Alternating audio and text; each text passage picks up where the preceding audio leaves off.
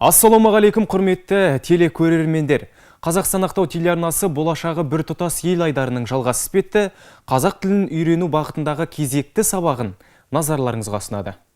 Здравствуйте, дорогие телезрители! Телеканал «Казахстан Ақтау» предлагает на ваше внимание очередное занятие по изучению казахского языка, как цикл передач «Болашағы біртұтас ел». Бүгінгі сабағымыз достық тақырыбына арналады. Наш сегодняшний урок посвящается дружбе.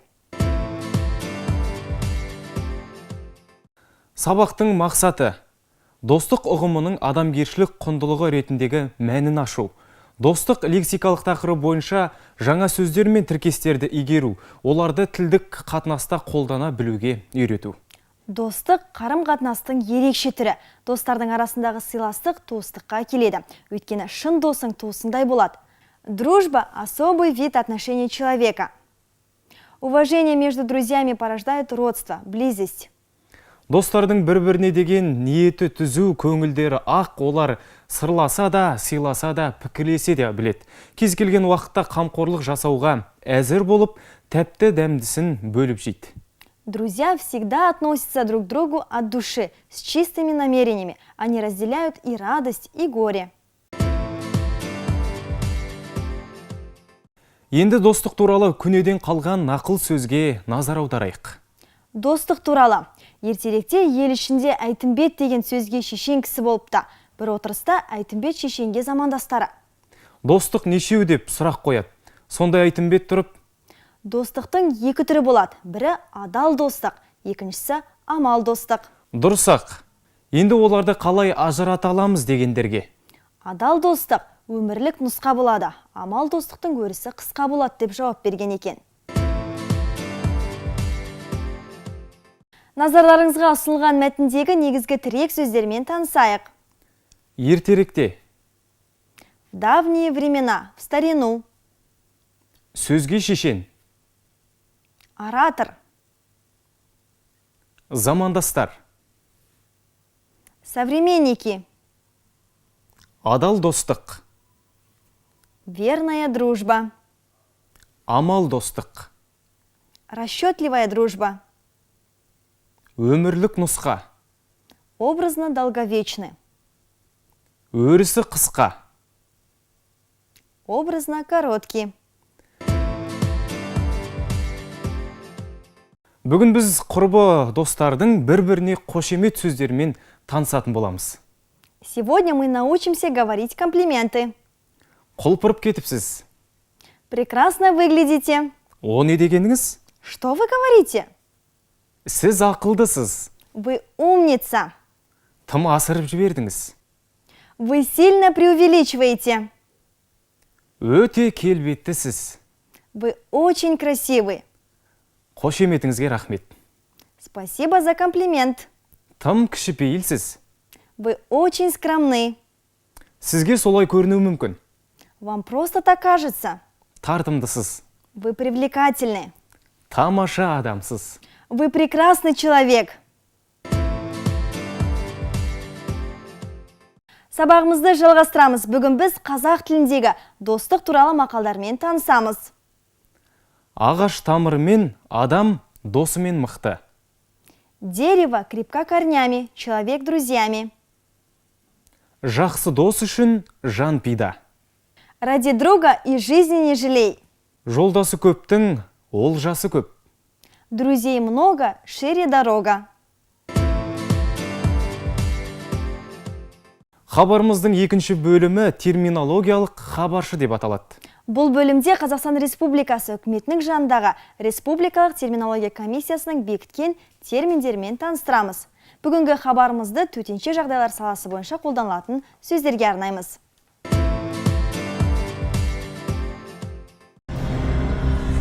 Авария. Авария. Аварийная ситуация. Авариялық жағдай. Аварийная обстановка. Авариялық ахуал. Учет аварий. Аварияларды есепке алу.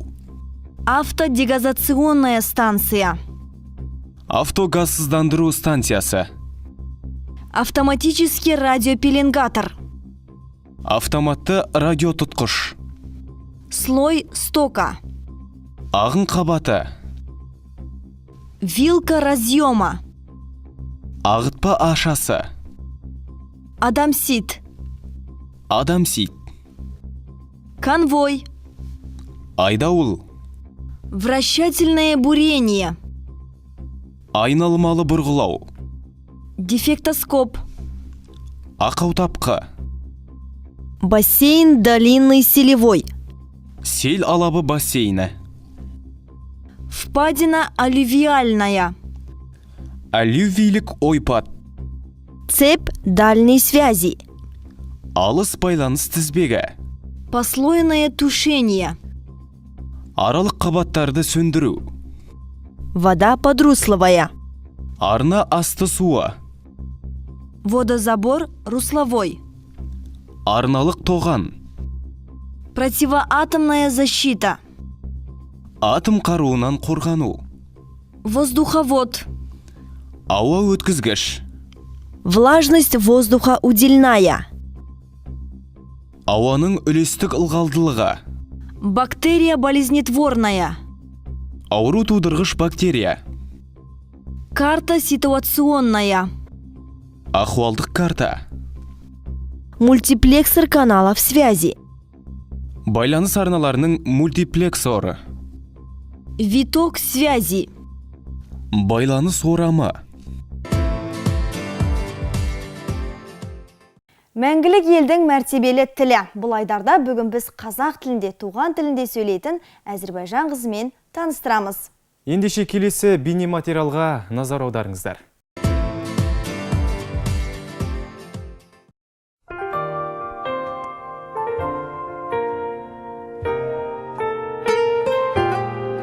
Қазақстан өзге ұлтты өзегінен теппеген ел, әлемге көпшілік қасиет үлгі. Әр өңірге көшіп келушілер бауырмал жұрттың салт дәстүрмен біте қайнасып кетті. Оның озық үлгісін көрсете білген Маңғыстау өңірі. Аймақта қазір 21 ұлт өкілі тату тәтті тұрады.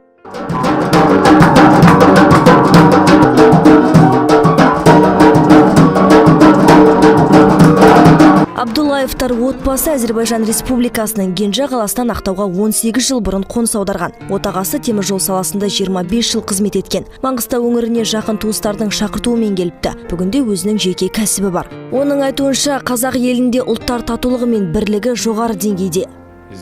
Мен Ақтауға екі апам мен ағамның шақыртуымен келдім. Келгеніме еш өкінбеймін. Балаларымның барлығы осы жерде өсті, білім алды. Қазір барлығы да қызметте. Жағдайымыз жақсы. Осының барлығы біріншіден тату елді орнатқан елбасының арқасында. Қазақ халқына және еліміздің президентіне алғысымыз шексіз. Үйімізде қазақ халқының және өзіміздің салт дәстүрімізді жақсы ұстанамыз. Қазақстан халқына рахмет.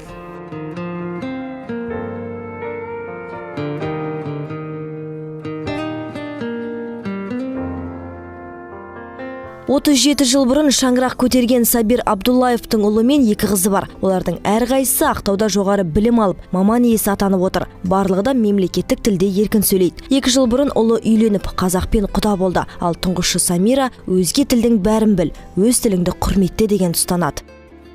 Қазақ еліме, халқыма аса құрметті елбасымызға үлкен алғысымы білдіремін. Татулық үшін ризамын. Мен өзімді ұлтым Әзірбайжан болса да, мен өзге ұлттарды қазақ тіліне үйретіп жатырмын. Өзіме міндетті түрде парыз білемін. Үйімде достарыма, туыстарыма және жұмыстастарыма сол қазақ тілінде үйретуге мақсат қойғанмын. Мен Қазақстанымды шексіз сүйемін. Қазақстан халқыма шексіз алғысым бар.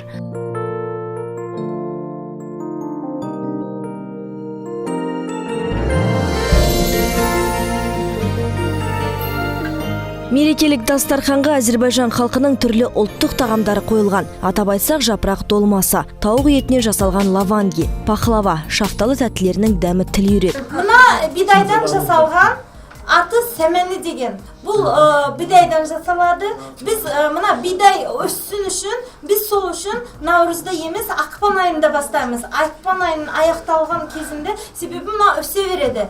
Біз суда ұстаймыз бидайды. Кейін бұл күнде су құямыз, мынандай болады. Мына сәмәні деген мағынасы жақсылық, берекет әкелсін деп, татулық әкелсін деп, жаздың келгенini көрсетеді. Мына лентамен байланады. Қызыл деген бұл қуаныш хабар деген. Сол үшін мына жазбен келгені мен сәмәнің бізге қуаныш әкелсін деп, жасыл болсын, жақсылық болсын деп, денсаулығымыз мықты болсын деп. Сондай-ақ отбасы өнерге де жақын екендіктерін байқатты. Ән айтып би биледі, бірнеше ұлттық музыкалық аспаптарда ойнады.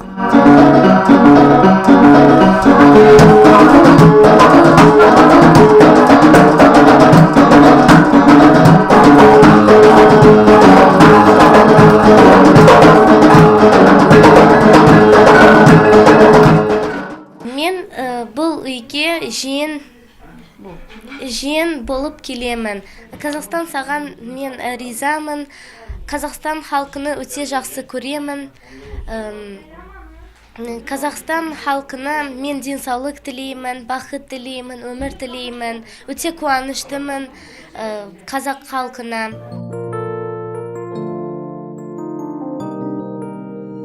Самираның балалық шағы Әзербайжанда өткенімен ес біліп, бой жеткен жері Ақтау, мәдениеті бай, қазыналы мұрасы мол Әзербайжан халқының салты мен қазақтың әдет-ғұрпында өзара ұқсастық бар дейді Самира. Қазақстанға әу баста білім қуалап келген бой жеткен өзге елді жатсынбай тұрақтап қалады. Мені және отбасымы қазақ халқы жылы қарсылады. Сол үшін мен қазақ халқыны шексіз сүйемін. Үлкен алғысымы білдіремін қазақ халқыма. Ұлтым Әзербайжан болғаны мен қазақ тілі арқылы жаным қазақ болып кеткендей. Қазақта мақал бар.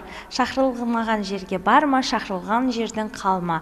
Мен қазақ халқының той, садаққа сондай жерлеріне барып, дәстүрін үйреніп, және дәстүрімен бірге тілін үйреніп кеттім. Самира қызмет ететін этномәдени бірлестік өңірдің бірлігін бекемдеп келеді. Өзге ұлт өкілдері елдегі тұрақтылық пен бірлікті сақтау ортақ міндет екенін жақсы түсінеді.